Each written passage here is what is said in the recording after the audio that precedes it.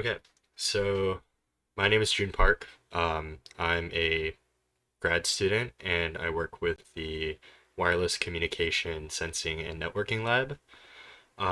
So in the other video that we have, we went over the basics of the drone. In this video, I'm just going to expand a little bit on what Gavin covered, as well as cover the materials that you might want to go over when you're taking the Part 107 exam. So I'm going to start with the remote control. So you saw in the other video that the drone has a remote.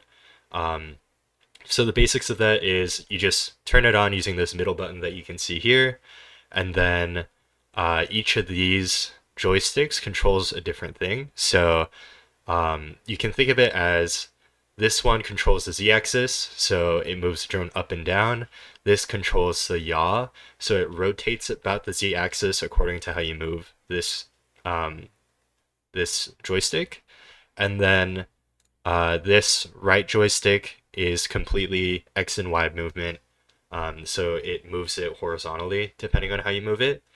Another thing to note is that when you're turning on the drone and you want to arm it, the way you do that is you bring both of these joysticks towards the center middle.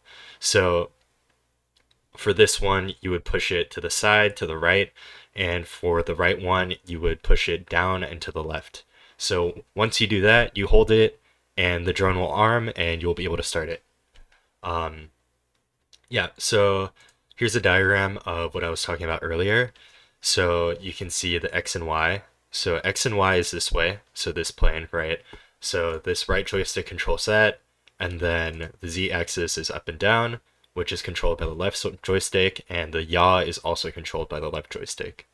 Another thing to note is that for the aperture drone that we have currently, the drone is oriented with the two red arms, I guess, of the drone. So the two red arms, everything else is black. The two red arms are the front. So the way that Gavin explained it is when you're flying the drone, you can imagine yourself as piloting the drone on the drone. So imagine yourself as the drone, and the red is your eyes. Um, yeah, so now we can go over the Part 107 exam. So Part 107 is the regulation that you have to follow. So when you fly for any sort of commercial purpose or any sort of compensation, which our lab falls under because it's for research purposes, so we're being compensated in some sense. Um, you have to possess a Part 107 license. So you operate under Part 107. And in order to do that legally, you have to take a test. So there's a written knowledge test. The format of the exam is you get 60 questions, 120 minutes, and it's multiple choice and three choices. So typically, you'll have to schedule that exam online, um, and you go to a testing center in person, and then you are able to take the exam. So at the time of recording this video, which is September 22nd, 2025, the exam costs $175, and that is the cost breakdown and time breakdown that you have.